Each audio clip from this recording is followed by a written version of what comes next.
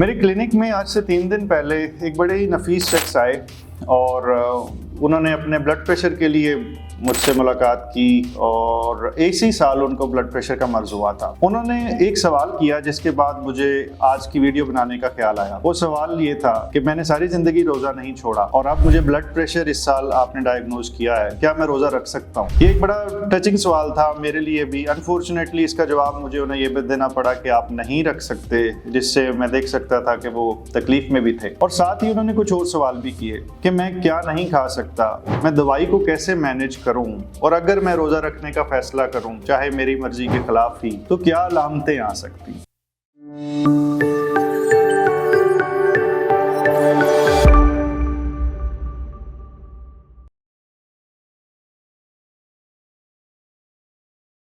तो आज की वीडियो में इन 4 एस्पेक्ट्स को कवर करने की कोशिश करेंगे कि ब्लड प्रेशर के मर्ज के अंदर ये चारों जवाब तमाम लोगों तक पहुंच सके। सबसे पहला सवाल कि क्या मैं रोजा रख सकता हूं? और अमूमी तौर पे साथ जाहिर है कि सारी जिंदगी लोगों ने रोजा रखा होता है, एक एक रोजा उनके लिए इमोशनली इंपॉर्टेंट होता है। तो इसको डिवाइड कर लेते हैं। एक वो लोग हैं जिनका ब्लड प्रेशर बिल्कुल अभी 130/80 या 130/90 के करीब है। ये लोग बहुत ज्यादा ब्लड प्रेशर के मर्ज में मुब्तला नहीं है और दवाई से कंट्रोल्ड है और दवाई भी दिन में एक दफा मिल रही है, तो आई थिंक जनरली रोजा रख सकते हैं, उसमें कोई प्रॉब्लम नहीं होती।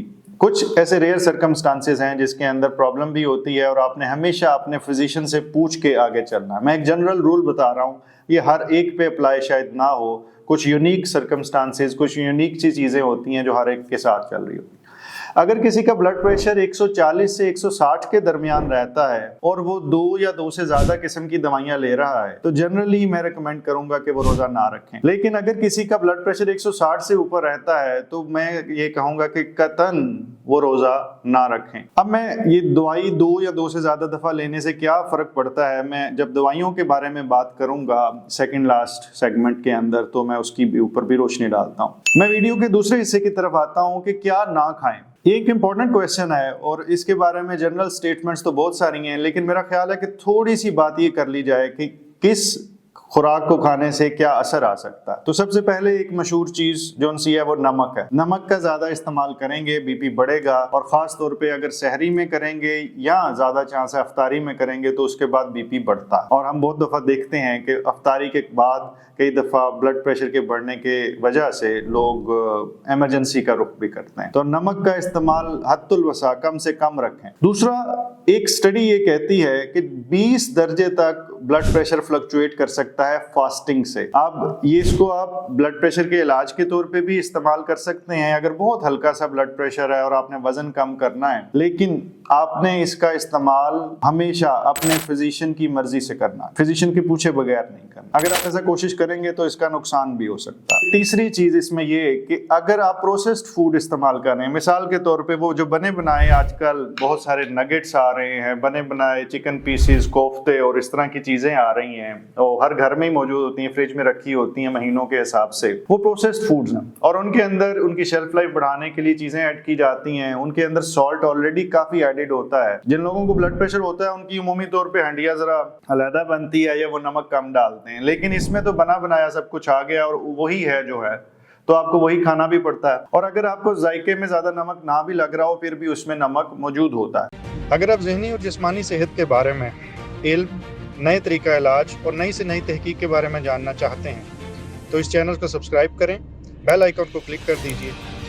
अगर वीडियो में कुछ अच्छा लगे तो लाइक एंड शेयर करें ताकि ये इल्म दूसरों तक पहुंच सके। और उसके साथ रिसर्च ये कहती है कि तकरीबन 12% तक लोगों का ब्लड प्रेशर बढ़ जाता है। पानी की कमी जो उनसी है, चौथी चीज पानी की कमी आपको ब्लड प्रेशर की तरफ लेके जाती है। अगर आप सहरी में अच्छी तरह पानी नहीं पीते और दिन में आपकी डिहाइड्रेशन हो जाती है तो इससे बीपी लो तो हो सकता है, लेकिन अगर फर्ज करें डिहाइड्रेशन के नतीजे में जिस्म में घबराहट, नकाहत, परेशानी, फ्रस्ट्रेशन, इस तरह की चीजें आना शुरू हो जाएं तो उससे उल्टा बीपी बढ़ भी जाता है। अमूमी तौर पे हमारी सोसाइटी में तो नहीं, पांचवी चीज जो सी है उसका ताल्लुक कॉफी से है, और रिसर्च ये कहती है कि रोजों के दरमियान आपको 2 कप से ज्यादा कॉफी नहीं पीनी चाहिए, आइडियली 1 से ज्यादा, और मैं ये रिकमेंड करता हूँ वो भी अफ्तार के वक्त, सहरी में ना करें। लेकिन अगर किसी ने इस्तेमाल करनी है तो कोशिश करें 1 से 1.5-2 कप मैक्सिमम, इससे ऊपर ना जाए। उसकी कोई माइक्रो क्वांटिटी भी है जिसके मिलीग्राम्स के अंदर भी, वो भी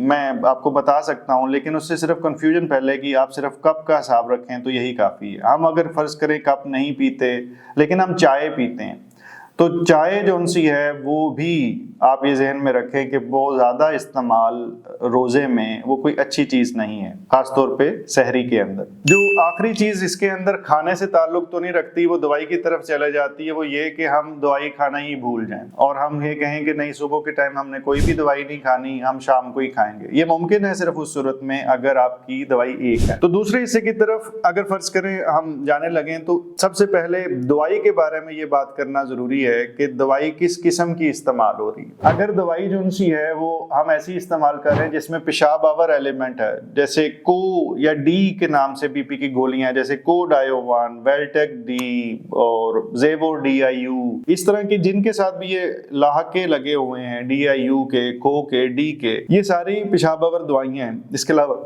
कुछ लोग हो सकता है लेसिक्स और लेजोराइड वगैरह भी ले रहे हो। दवाइयों की मुख्तलिफ किस्मों में कुछ और भी एहतियातें हैं, लेकिन वो आपके फिजिशियन जो उनसे हैं उन तक बात पहुंचानी चाहिए। मैं नाम बताऊं और आप उनके मुताबिक कुछ तब्दीलियां कर लें तो वो गलत हो जाएगा। फिर आखिरी हिस्सा ये कि हमें कैसे पता चले कि रोजा मैंने रखा हुआ है लेकिन मेरा सांस खराब हो रहा है या मेरा बीपी बढ़ गया है। तो उसमें पहली चीज जो सी मैंने जैसे जिक्र किया कि वो सांस की खराबी हो सकती है।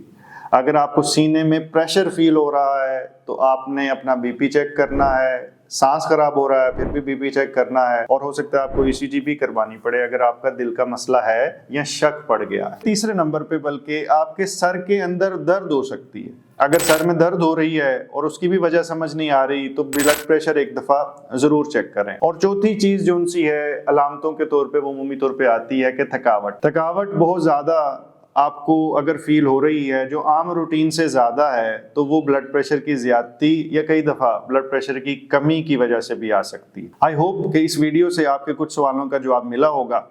अल्लाह ताला आपको मुकम्मल जिंदगी दे और दूसरों की जिंदगी मुकम्मल करने का शर्फ अता करे। शुक्रिया।